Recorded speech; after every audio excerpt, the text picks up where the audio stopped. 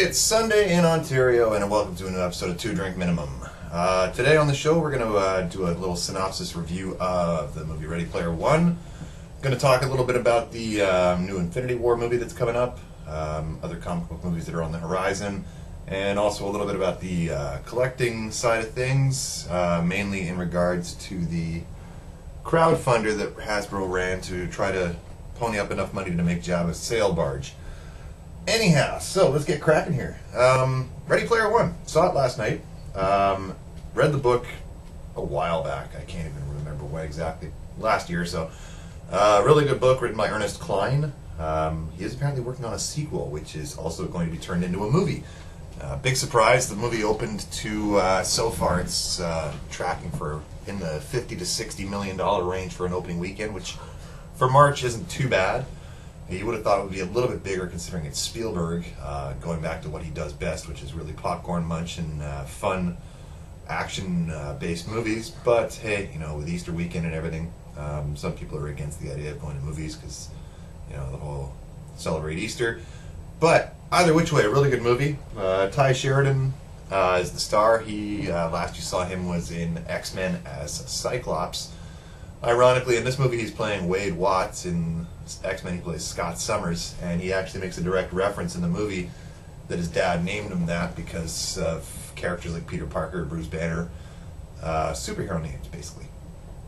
You probably all know the premise. The Oasis, which is like a virtual reality playground that's been created by this guy, Halliday, is basically the biggest thing on the planet right now.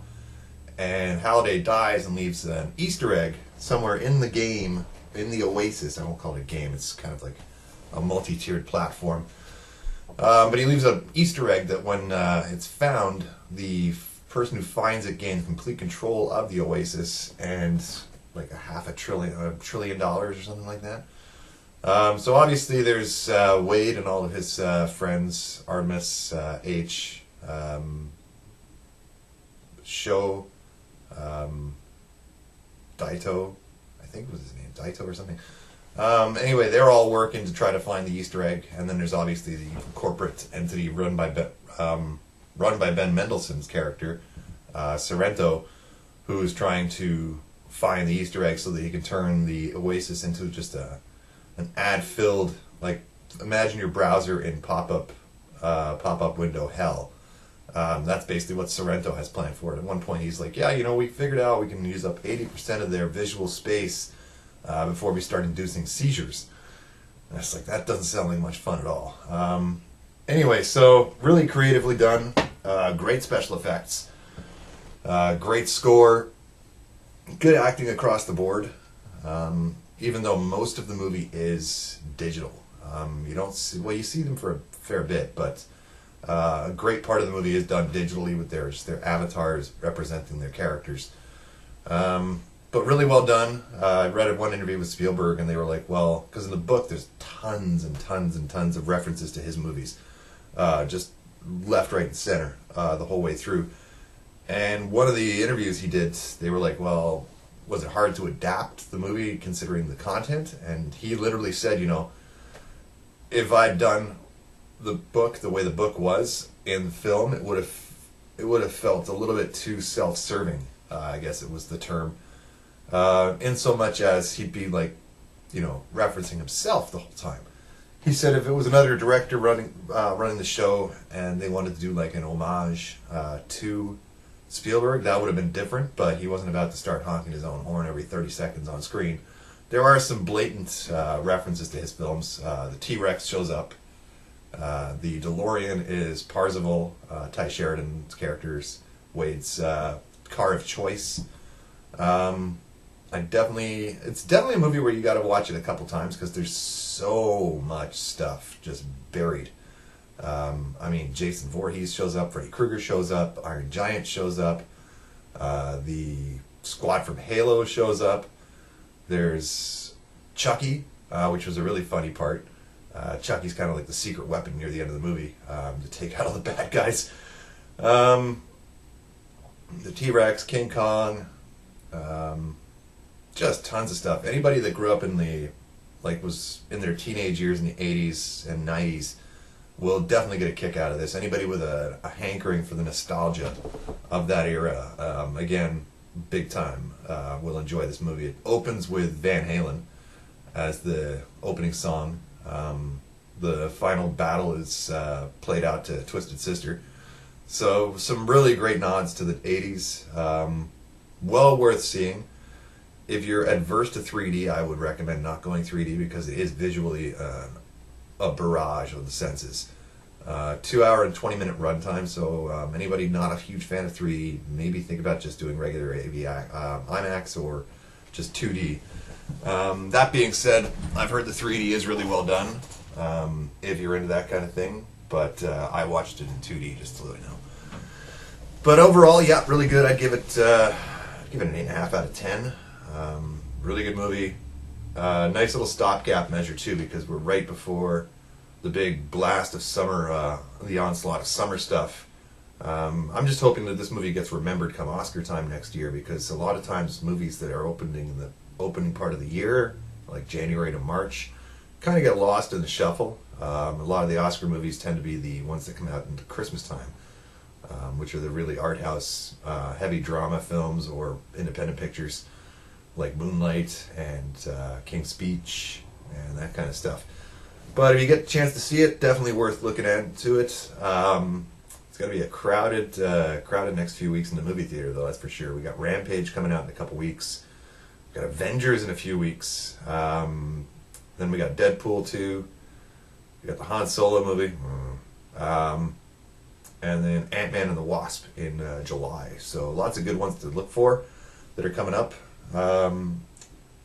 Pacific Rim Uprising was another movie I was thinking of going to see, but it's getting some kind of reviews.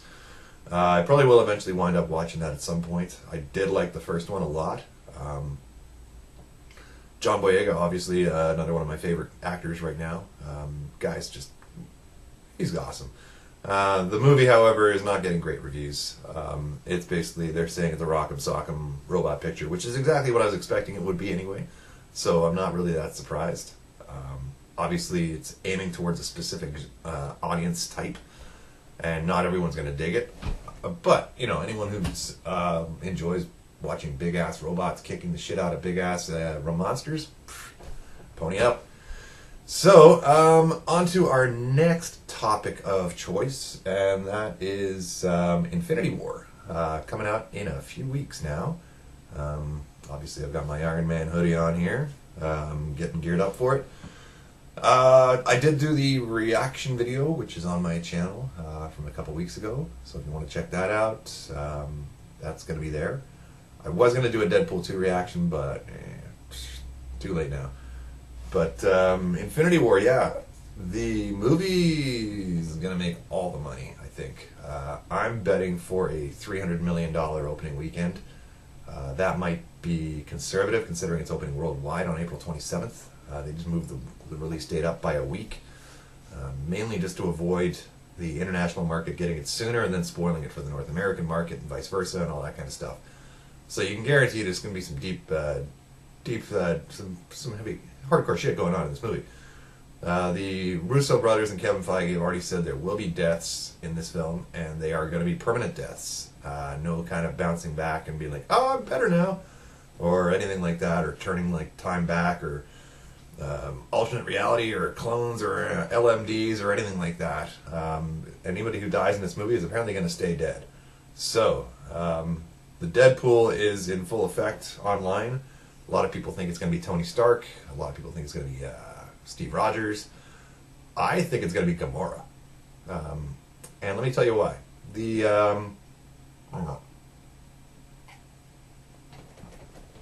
Infinity Stones, the way they work, and yes, I have been reading the comic, so I'm kind of up to speed on this kind of shit. In order to wield the Soul Stone, though, which is the one stone we haven't seen yet, or have we? Some people think it's on Wakanda. I read one post online, they think it's in Steve Rogers' beard. Whatever. But yeah, the Soul Stone requires the wearer to sacrifice something near to them in order to be able to wield the power. That would instantaneously point towards Gamora. Since she is Thanos' favorite daughter, I would predict that she is going to be the one that has to pony up and pay the piper in order for him to be able to wield that power. We'll see whether or not that's true or not. Some people think it's going to be Nebula. Doubt it.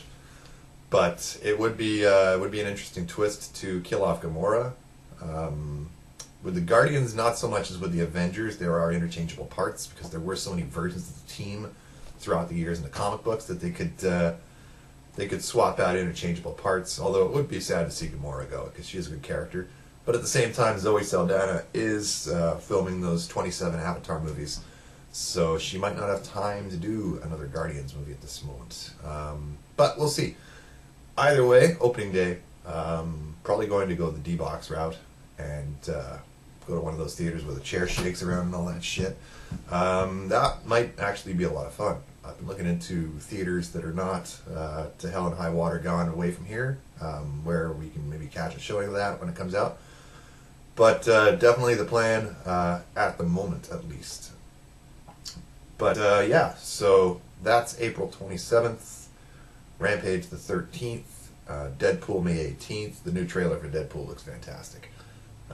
Just the right blend of goofy-ass humor and action that the first one had. It is being directed by one of the guys that did the John Wick movies. So even though Tim Miller's kind of stepped aside for reasons that we will probably find out about sometime,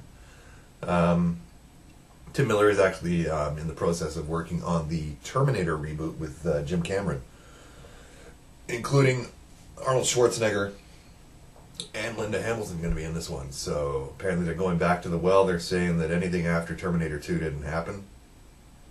I wish. And this new movie is going to be a direct sequel to Terminator 2.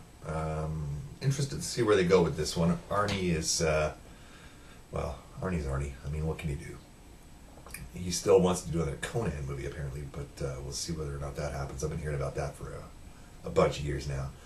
But, hey, you know, it could be really good. It can't be any worse than the Genesis one that they just did with, what is her, Emilia Clarke, who's in the Han Solo movie playing Kira. But yeah, it should be interesting to see what happens with that. I don't think it's coming out till next year, so still a ways to go.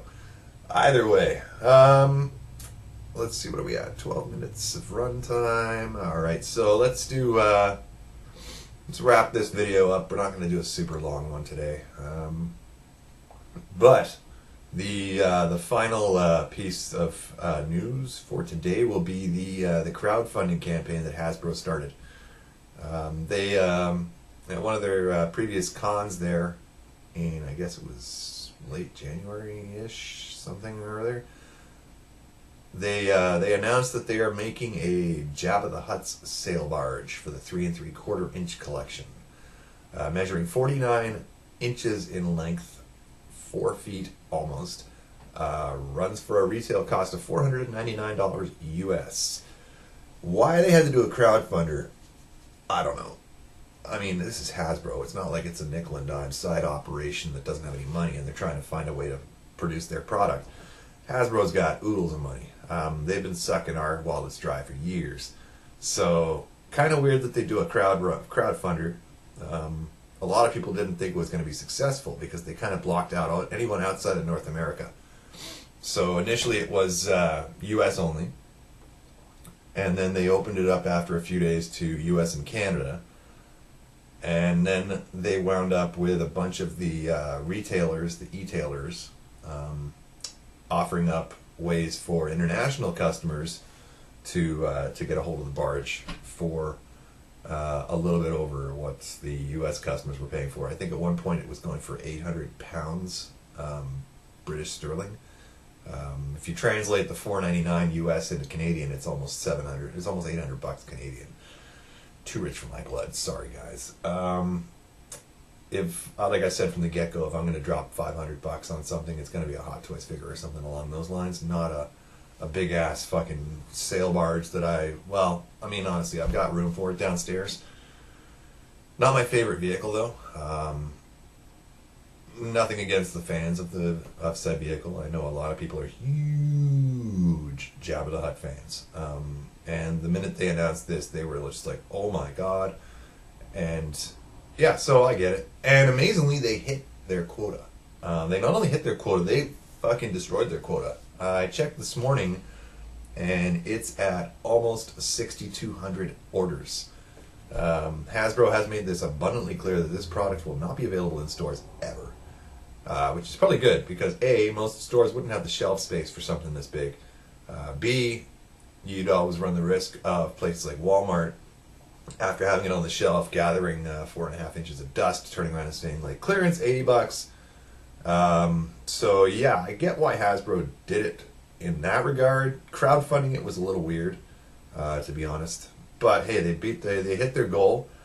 This means that hopefully, moving forward, my hope is the next thing they announce will be a big-ass Death Star playset, because we haven't gotten one of those since 1978. I think it was 78. I got the thing downstairs anyway. The original vintage Death Star playset was a thing of beauty when I was a kid. 3 floors, trash compactor with working wall, chute in the detention room cell, working elevator, breakaway bridge with rope so Leia and Luke can swing across it, and a big ass gun on the top with the little platform around the back where Obi-Wan turned off the tractor beam. Really great toy. Definitely needs updating though. The stuff they could do nowadays with that kind of tech would be absolutely outrageous. I've for a long time thought that they should do modular pieces, which you can kind of build your own Death Star. Just a combination of corridors and control rooms and stuff like that, and just make your own. They could sell them for a modest price at retail. Maybe $20-$30 a piece, and then however big or however small you want to make it, you just buy the pieces and put it together yourself. But for a long time they have veered away from the playset scenario. The last movie, The Last Jedi, came out with that BB-8 playset, which was kind of garbage. Before that, I think the last one they did was probably Attack of the Clones was the biggest one, with the arena playset. My nephew had it. Again, not great. It was kind of like half the arena, with a door where the monsters could bust through, and some platforms and balconies where the characters could stand. So it was all right. But in the grand scheme of things, you look back to the 80s. We're on a bit of an 80s trip today with Ready Player One. But if you look back to the 80s, like the USS Flag, like holy fuck, that thing was 7.5 feet long. Shit retailed for $100. I saw it for $150 at I think it was a KB Toys store in Newfoundland when I was 12. Big ass box. Just my jaw hit the ground. I remember begging my parents for that for years while I collected G.I. Joe, and they were like, no. I did pretty well with the G.I. Joe swag throughout my collecting days. There was very little that I asked for that wasn't achievable, but the Flag was one of those things where it was like, there is no goddamn way on God's green acre we are buying a 7.5-foot aircraft carrier for you to put in your bedroom. Quite honestly, it was literally just like, some people refer to it as the G.I. Joe coffee table, because there really wasn't much to it. It was literally a static base where you could pile on almost every Joe you ever owned. There was room for helicopters, jets. There was a working PA system with a little breaker CB thingamajigger. Nowadays the thing goes for like $4,000, $5,000, $6,000, $7,000, $8,000 on eBay, which is ridiculous. I saw one that was mint in box. They wanted like 12 G's for it. How you could have one that's mint in box when the thing came out 85, 95, 2005, 2015, 30 plus years ago? Like, shit. Wow. Anyway, but yeah, so the Hasbro got their crowdfunding done for the katana. It does look like a neat piece. Does it look like it's worth $500 to me? Not really. Again, it's like a Star Wars coffee table. There are removable sides to it where you can like display all the aliens inside getting shit faced. There is a full deck with cloth sails where you can have Luke fighting the Jabba's guards and all that stuff, and Leia blasting the deck. But really, even with the space downstairs that would fit it, Um, yeah, no. But we'll see. I'm curious to see where this all goes. They're saying they're going to do one crowdfunder a year moving forward. I think they should have started with something a little bit on the smaller size and kind of open it up to international shippers right from the get-go, rather than having to go around and about through third parties and stuff like that to try to get it to UK and overseas buyers. If they'd opened it to US and international buyers day one, they probably would have hit their quota fairly quickly. But hey, they did it, so more power to them. It doesn't ship until next February, just so you know. There is a 64-page booklet, apparently, that's shipping out this week, I think they said, for anybody that purchased the barge, which is kind of like an overview of how they designed it, and some photos of like the model from the actual filming of the movie from Jedi, and some pictures of the building the actual toy. So hopefully that will tide people over until the barge actually releases in February 2019. But I will not be one of those waiting for the barge, because I've got, like I said, better things I could spend that kind of loot on that don't involve 4-foot chunks of plastic. So yeah, that I think is going to wrap it up for today. I'm going to try something new with this video and see if I can throw some graphics in along the way here, but bear with me. Anyways, so next video will be, I'm not sure when, we'll see, but either way, I'm thinking about actually changing the name of the channel too, because some people are saying, well, I'm a little hard to find. So that might be coming up in the next little while. I'm not sure when the next video will be. Obviously, if something big drops, either movie-wise, collecting-wise, game-wise, that kind of thing, then I'll probably be chiming in my 2 cents worth, and look for some more trailer reactions probably in the next few weeks, depending on what comes up. I've heard there is a new Han Solo trailer coming out, so I'll probably do a reaction to that shortly, whenever that's releasing. Still not on. I'm still kind of on the fence about that movie. The last trailer I saw with the international one, where they kind of changed the tone of his voice, so it's supposed to match up Han Solo a little bit better. But I don't know. Still not feeling the vibe from that movie either which way. But hey, like I said, I'm probably going to be a sucker and go see it anyways. Oh, also on the collecting front, the vintage Star Wars figures should be hitting soon. I've seen reports online that some people in the States have already found them down at Kroger stores and stuff like that. So keep your eye out. The first wave is a lot of repacks from what I've seen.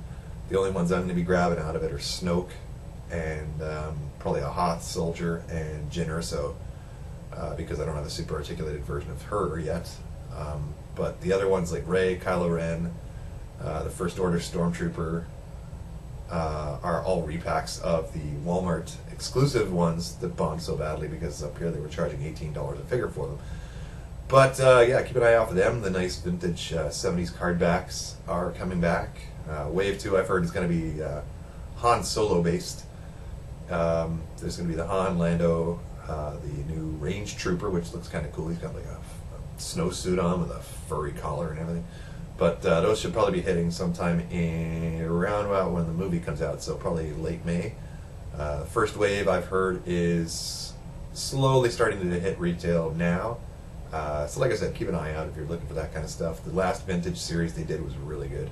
I think I bought almost every single figure they did. I think I'm going to be a little bit more picky this time around, especially if they're going to do repacks.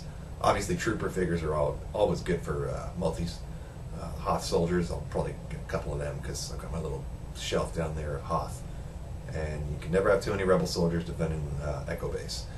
But yeah, so on that note, I'm going to get back to my coffee and get this edited up and pop it online, and we'll talk to you guys next time. From somewhere in Ontario, take her easy.